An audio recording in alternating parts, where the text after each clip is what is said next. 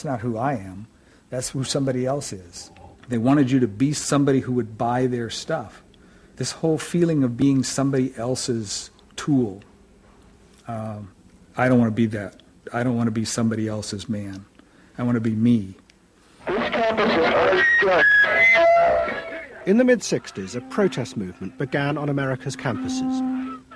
One of the students' main targets was corporate America. They accused the corporations of brainwashing the American public. Consumerism was not just a way of making money, it had become the means of keeping the masses docile, while allowing the government to pursue a violent and illegal war in Vietnam. The student's mentor was a famous radical philosopher called Herbert Marcuse. Marcuse had studied psychoanalysis and was a fierce critic of the Freudians. They had, he said, helped to create a world in which people were reduced to expressing their feelings and identities through mass-produced objects. It resulted in what he called one-dimensional man, conformist and repressed. The psychoanalysts had become the corrupt agents of those who ruled America. It was one of the most striking phenomena to see to what extent the ruling power structure could manipulate, manage and control not only the consciousness but also the subconscious and unconscious of the individuals. And this took place on a psychological basis by the controls and the manipulation of the unconscious primary drives which Freud stipulated. Think about it, dear American people out there. You hear him, Hal? You're all brainwashed, kiddies. You're all brainwashed. That's why you're here. They're saying right now, kill the bum. Look, I look at you in the living room. You know, you're saying, kill me.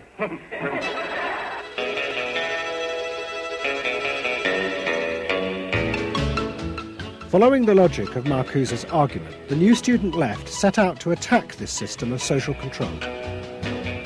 It was summed up in the slogan, "There is a policeman inside all our heads. He must be destroyed."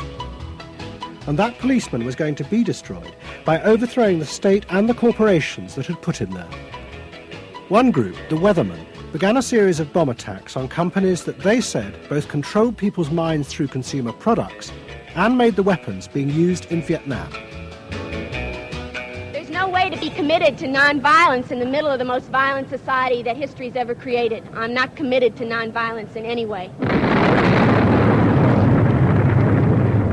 We want to live a life that isn't based on materialistic values, and yet the whole system of government and the economy of America is based on profit, on personal greed and selfishness. So that in order to be human, in order to love each other and be equal with each other and not place each other in roles, we have to destroy the kind of government that keeps us from asserting our positive values of life. But the American state fought back violently. At the Democratic Convention in Chicago in 1968, the police and the National Guard were unleashed to attack thousands of demonstrators. It was the start of a phase of ruthless repression of the New Left in America. It culminated in the killing of 4 students at Kent State University 18 months later. In the face of this, the left began to fall apart. We had met the force of the state. It was much bigger and stronger and more powerful than we realized. And at that point, what seemed to happen was that there was a change in tactics. Confronted by this violent repression, many in the New Left began to turn to a new idea. If it was impossible to get the policeman out of one's head by overthrowing the state, instead one should find a way of getting inside one's own mind and removing the controls implanted there by the state and the corporations. Out of this would come a new self, and thus a new society.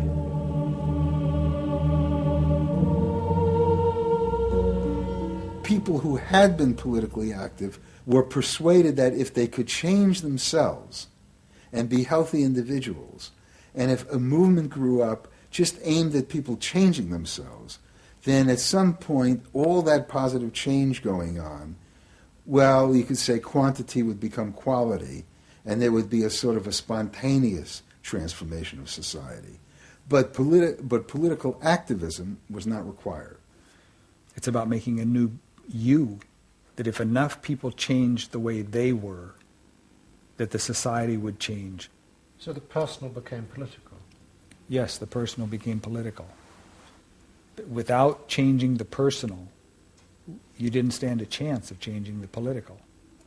Coming up against the state power of the United States was not an option.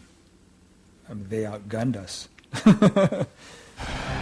And to produce the new self, they turned to the ideas and techniques of Wilhelm Reich. Since his death, a small group of psychotherapists have been developing techniques based on Reich's ideas. Their aim was to invent ways that would allow individuals to free themselves from the controls implanted in their minds by society. Their centre was a tiny old motel on the remote coast of California. It was called the Esalen Institute. The dominant figure at Esalen was a psychoanalyst called Fritz Perls. Perls had been trained by Reich and had developed a form of group encounter in which he pushed individuals to publicly express the feelings inside them that society had said were dangerous and should be repressed. It's a basic fear of that thing inside me, like a little demon in there. It doesn't come out very often. It's really hard to get it out. Now put the thing inside you on that chair and talk to it. Perls used to call this getting on the hot seat in front of a group. If this were the hot seat and you were Perls, and you would guide me into this process of self-enactment, self-revelation, of staying present to all the parts of yourself and noticing it, and then taking ownership of this. As the demon? Yeah. Yes, I can come out. I can come right out of him, and I can push him aside. So that you, say you. I can push you aside. Yeah. Be the demon with each one of us. I can make you all cry.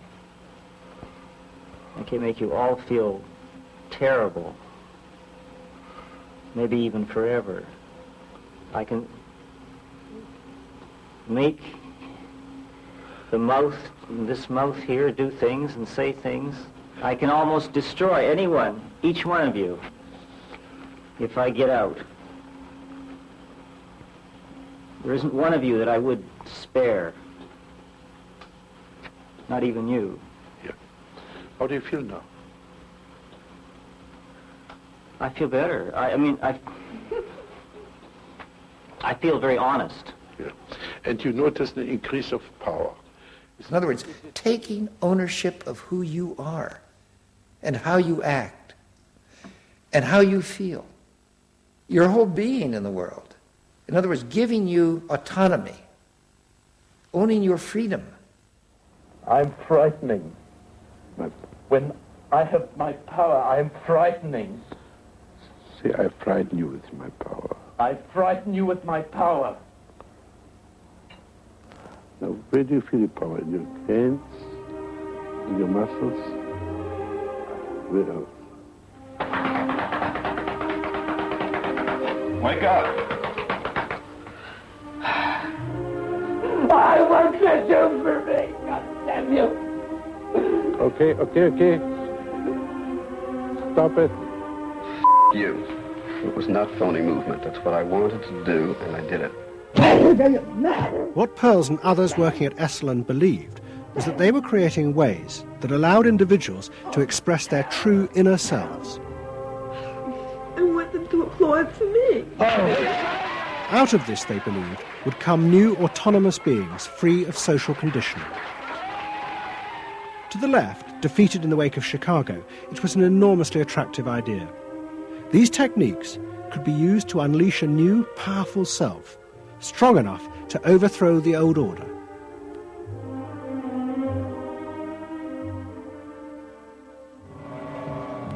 In the late 60s and early 70s, thousands flocked to Esalen. Only a few years before, it had been an obscure fringe institute. Now it became the centre of a national movement for personal transformation, the Human Potential Movement. So it became magnetic. People wanted